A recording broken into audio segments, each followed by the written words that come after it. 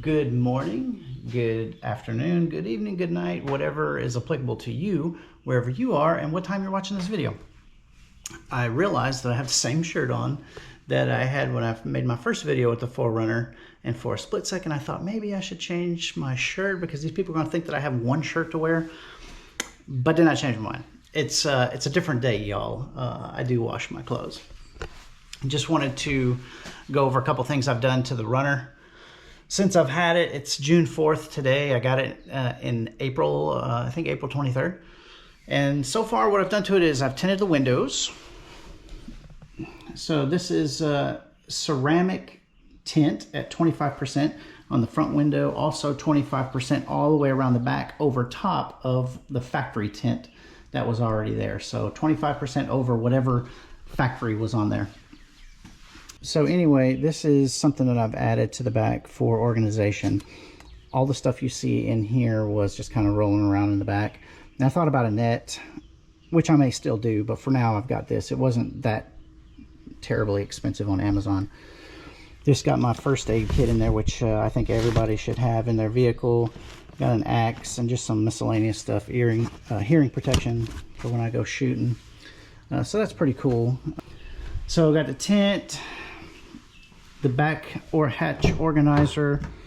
Let's go in here. I've got the WeatherTech all-weather floor mats. I chose the all-weather floor mats over the floor liners. And I've had the floor liners. I had them in the Nissan Frontier that I traded for this vehicle. It's just a preference thing, y'all. I prefer the all-weather floor mats over the floor liners. So, just my preference. I know the floor liner catches more debris and liquid and mud and dirt, but I don't know, I'm partial to these. Also, what I've done in here is I put a neoprene cover over top of my center console there. I got that off of Amazon. And then my wife, she bought us both these center console organizers, which are pretty handy. They kind of give you a little bit more organization into your center console versus that, you know, throwing everything in that Grand Canyon of a console there. But make sure you have this all the way to the front, otherwise this won't close. So I think that's about it for the inside. There's the back. The back looks the same as far as I know as a TRD Off Road Premium. As y'all know, this is just a regular off-road. It doesn't have the premium package. So I don't get a few of the premium things, kind of like the heated seats that you don't get if you don't get the premium package, which is, I don't know. I don't care. I don't use heated seats anyway. My Nissan had them. But it's just odd to me that my Nissan cost about 25 grand brand new and it came with heated seats. This one costs way more than that. You know, this one's well over 40 grand and you don't get heated seats, which, but anyway. So with regard to future add-ons, I'm going to get the vent shades for the windows so that I can open the windows when it's raining. I'm going to get the AVS or WeatherTech, haven't decided yet. My wife has the AVS, the auto vent shield, or auto vent shade maybe? Something like that. Bug deflector on hers, and it looks really good.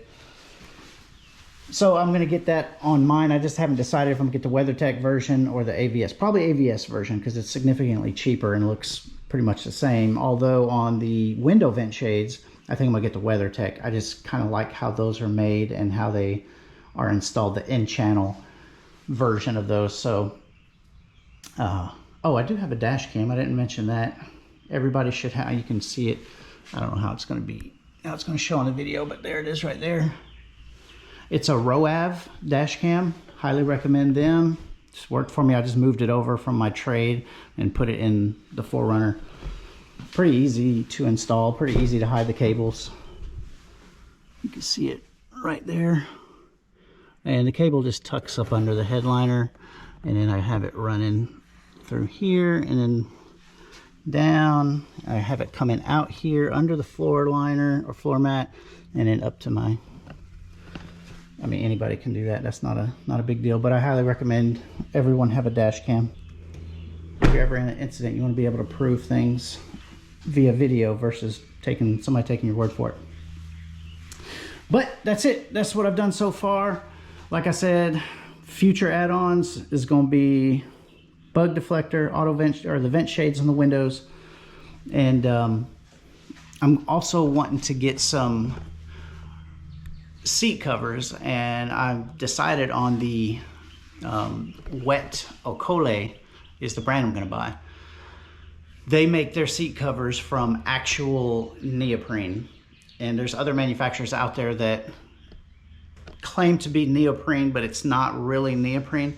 The Wet Okole seat covers are the same material that wetsuits are made out of, and wetsuits are designed to keep you dry in the water. So common sense dictates that it's going to keep your seats dry and clean if you spill anything on them. So Wet Okole is what I'm going to get, but they're expensive. I went on their website, and just for the front two buckets, front two seats, it's $330, I believe. And then another $330 for the back seats. So a grand total of around $700 once it's shipped. So that's very, very expensive, especially just for some seat covers. But you get what you pay for, and they're made in the US. They're made in Hawaii, I believe. And again, they're made out of actual neoprene. So you're going to pay for it. Wetsuits aren't cheap either. But that's going to be, whenever I get the money scrapped together, that's probably going to be my next one, because I think it's important, especially if you tend to sweat like I do. You know, you don't want to get in your vehicle after mowing the grass or out exercising, or, you know, you just worked out at the gym. Yeah, right. You don't want to get in there all sweaty and get your sweat on your cloth seats. So Wet Okole, I'm going to get them. It's going to be expensive. I'll do a video when I finally get them. May be a while, but I'll let y'all know how they work out. And that's about it for now. I did have some Raptor lights in my Amazon cart. I actually hit the order button, and then 5 minutes later I chickened out, because I read some stuff on the forums about people who installed the Raptor lights, and then they had issues with their electrical system. One person said their car just wouldn't even start, their 4Runner wouldn't start, and the dealer said it was because of the add-on lights. The Raptor lights really serve no function, but I'm one of the people that think they look pretty cool. But, you know, you have to put an Adafuse in there, or at least the set that I was going to buy. You had to install an Adafuse device and put it in the INJ labeled fuse slot. And if I were a betting person, the INJ is some sort of fuel injector fuse, and that's not something that I want to be messing around with. I don't want to mess around with, I don't want to be adding or modifying or doing anything to the fuel injector fuse. I could be wrong, I don't know, I'm just guessing. INJ injector, it makes sense to me. But there are a lot of light type mods, like light bars, and especially the Raptor lights, that I thought about doing, but I'm too much of a chicken. I'm just gonna admit it, I'm gonna put it out there. I'm just a chicken. I don't wanna mess with the electrical system on my brand new 4Runner. It's a 2022, and if it requires me to mess with the fuses or splice wires, I'm not gonna do it. Any modification that I do to this vehicle is gonna be bolt-on stuff. Speaking of modifications, an actual modification versus an add-on that I am planning on doing on the first oil change is removing the oil drain plug and replacing it with a Fumoto drain valve. I found out about Fumoto drain valves probably about 15 years ago, and I've been putting them on every one of my vehicles ever since. And I've always had great luck with Fumoto drain valves, never had an issue. And basically what it does, if you haven't heard of them, it's just a drain valve that replaces your drain plug in your oil pan. And instead of having to take a ratchet and a socket to remove your drain plug, the Fumoto drain valve, it stays in there permanently, and it's got a lever, and you just rotate that lever and it drains the oil out. That's it. It makes oil changes a little bit easier. Not that they're hard to begin with, but it makes them a little bit easier. And at first, the very first time I installed one, I was a little bit paranoid about that lever moving, but the way it's designed, it's got a detent, and once you turn the lever and it falls in that detent, it's not going to move. You have to lift the lever up and then rotate it, and it's spring loaded. So you guys can do your own research on that, but I recommend them. It just makes oil changes a little bit quicker, I guess. So that will be the one modification that I do. And like I say, I'll do that on the first oil change. But that's it for now. Start saving money, I guess. That's what I'm gonna have to do, start saving money for them seat covers. But I'll catch y'all on the next one.